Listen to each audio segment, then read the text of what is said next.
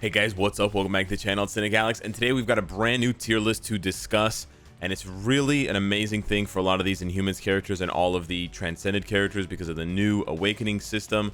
It's really changed a lot of these characters' values, and it's really nice to see, especially for the Inhumans, it's really nice to see them getting such massive reworks and migrating from the right side of the list over to the left side of the list. So let's jump into it.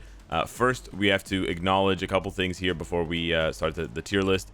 One, my girl Kamala Khan migrated all the way over from Needs Rework, the dumpster trash of the tier list, all the way over to God Light. And I think a lot of people are still sleeping on her. A lot of people just don't have the crystals to buy her uniform, which is understandable. We do need more daily crystals. Marvel Future Fight devs, I know you're listening. Hashtag whatever, 50 daily crystals, 100 daily crystals. But Kamala Khan, for 1,000 crystals to go from not being able to complete any content, basically, maybe she can complete stage 1 of World Boss Ultimate with Strikers, to being able to complete stage 60 Proxima by herself with no Strikers and a 140 damage proc Obelisk, no CTP, is absolutely disgusting. Her glow up has been exactly what we need for a lot of these other characters.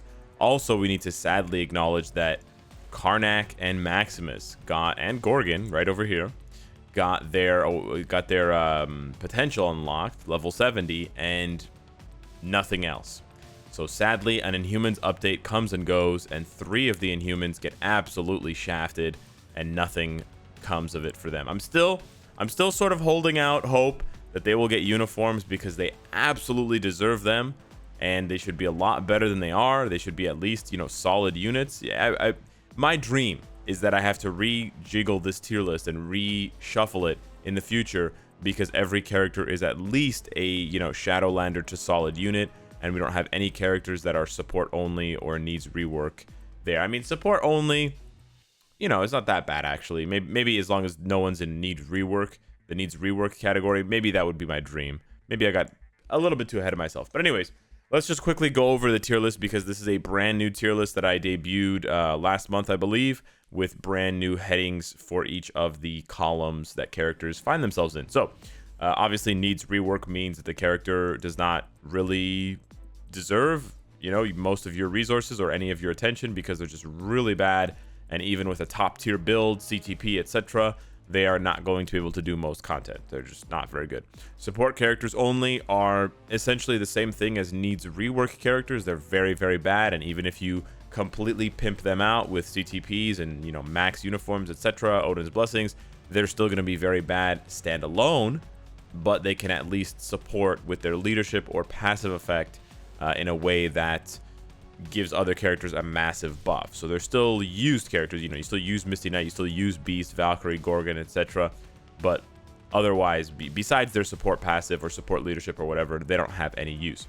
Then we have the Shadowlanders, who are not bad characters, not great characters, but they're primarily used for Shadowland. And I tried to highlight especially characters like Arachnite, who are very key for specific Shadowland stages like stage 32, etc. Or characters that have rare qualities like being speed villains, like having, buffing villain leaderships, etc., things like that. So those are the characters there. Still waiting on the Storm uniform, by the way. Right now, she's still just a Shadowlander. I guess you could argue she's at the top of Shadowlanders, so she could be a solid unit. Storm's actually quite good. She's not bad at the moment. But yeah, that's basically what Shadowlanders are. Solid units are just a little bit better than Shadowlanders, and so that takes them into things like World Boss or lower level scores for ABX, squad battle, PvP, things like that. Still not going to be at the top of your list of best characters, but they're not bad by any means necessary. Note that none of the Awakened characters are now on this tier. All of the Awakened Transcended characters have transcended to either high utility, godlight, or optimal gods, and Thane finds himself as a solid unit. I kind of wanted to put him at the bottom of high utility because of his leadership for PvP, but I don't think he deserves it. So yeah, he's gonna sit there for a while. Even though I don't have him at tier 2, I've been watching and reading a lot of what people have been saying about him in like line chat groups and stuff like that. And yeah, he's just not that impressive at the moment. He's gonna need a uniform.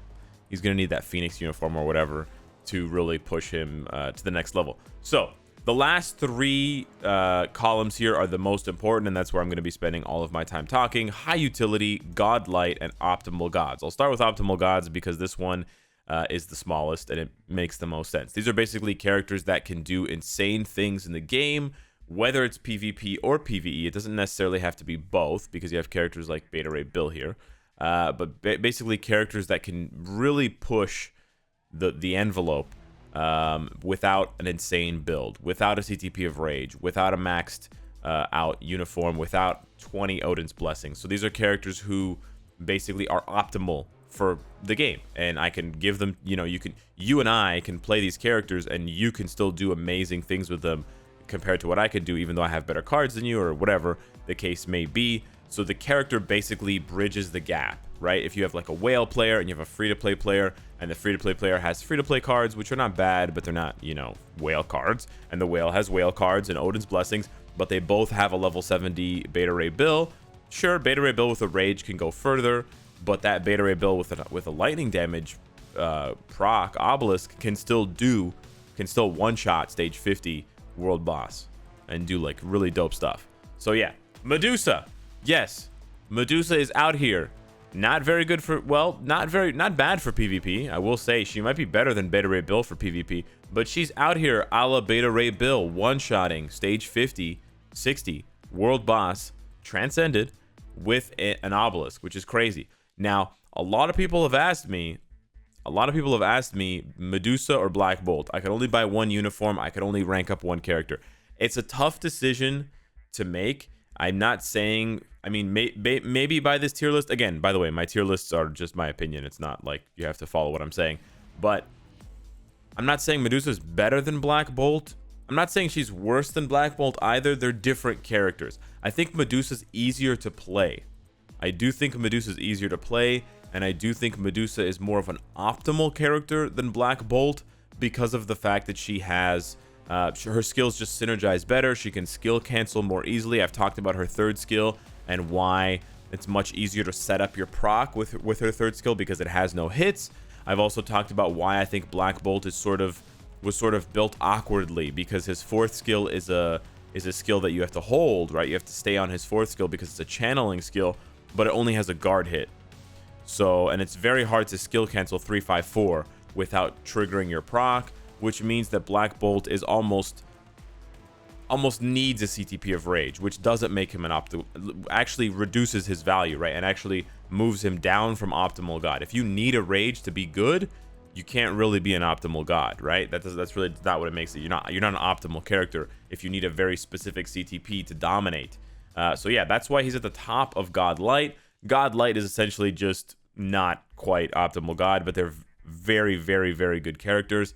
And then high utility characters, they may not actually dominate in multiple different game modes. They may just dominate one game mode, but they also have some very, very high utility, mostly for either PvP or as striker abilities in World Boss. Utility like that makes them better, that makes them just head and shoulders above solid units. Whereas if you could only choose, if you had the characters you needed from here, and then you could only choose from these two categories, you would, for the most part, only be choosing characters from this category, from the high utility category, because they just bring way more utility.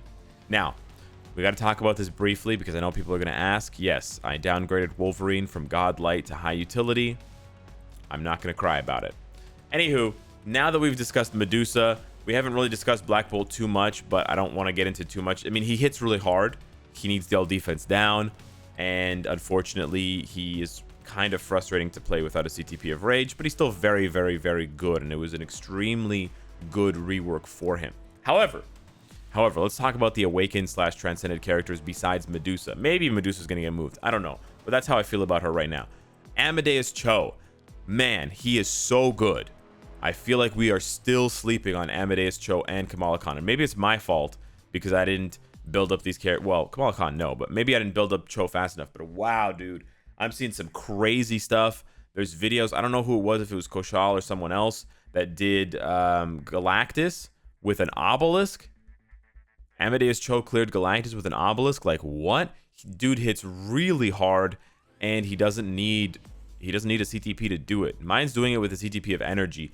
I basically one-shotted stage 70 Proxima in that video in 20 seconds with the CTP of energy. That's insane. That's almost optimal god territory. I hesitate to put him in optimal gods, but he is very, very good, and it's stunning. The Transcendence system and the Transcendence stat bump has done a lot for Amadeus Cho. I moved Cable up a little bit as well because of the summer uniform. I don't have it, but it's very, very good. I'm tempted to move him up ahead of some of these other characters, but I haven't yet. I'm not sure why. He might actually be at the top, to be honest with you. He might be better than Star-Lord, because none of these characters are good for PvP, and Cable's PvE output is just disgusting with that Summer Days uniform. 7 million ABX, Galactus GBR, a world boss, blah, blah, blah. Yeah, I'm not sure. Give me your arguments for why he should or shouldn't be above Professor X, Sharon Rogers, and Star-Lord. The only thing I haven't seen Cable do very well in is squad battle, now that I think about it. And, of course, Sharon Rogers is amazing for squad battle. But, yeah. Enchantress, I moved her up a couple spots just because her uniform is actually disgustingly good for World Boss. She can do, like, stage 80 Ebony with I think, without an obelisk. Yeah. The thing is with Enchantress, she can basically just only do 3 world bosses, right? She's not really doing much else outside of that. So, yeah. Her damage is very good, though. Actually, you know, her damage was not bad for GBR. It actually wasn't that bad.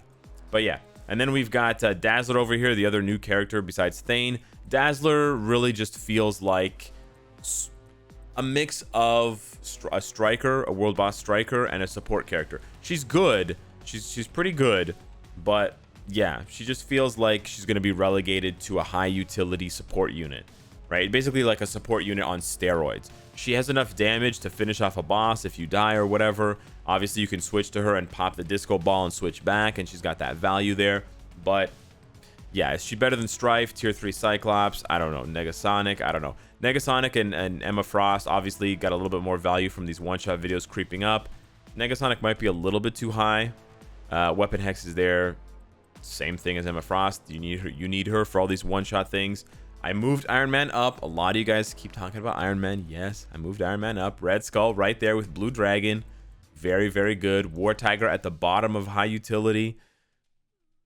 I guess. I haven't seen anything, but I guess he's better. I guess he's better than Crossbones because he has the Transcendent skill. It's tough. It's tough. With these Awakening skills, it's tough. The good thing about Awakening skills is you get to press them right away at the very beginning of a fight. So you can cash in that value immediately, which is what makes characters like Beta Ray Bill and Medusa so good, and what makes Mystique so good. And what's going to continue to make these Awakening characters good is that ability to one-shot. If you notice, most one-shots are actually being, or not most, but at least half of the one-shots we're seeing, if not more than half, are being done by non-tier 3 characters like Mystique, Dr. Octopus, who I also moved up to Godlight, Cho, Medusa, Beta Ray Bill, right? Cable's not tier 3, but he's not awakened. Star-Lord, Sharon Rogers is tier 3, but you see what I'm saying?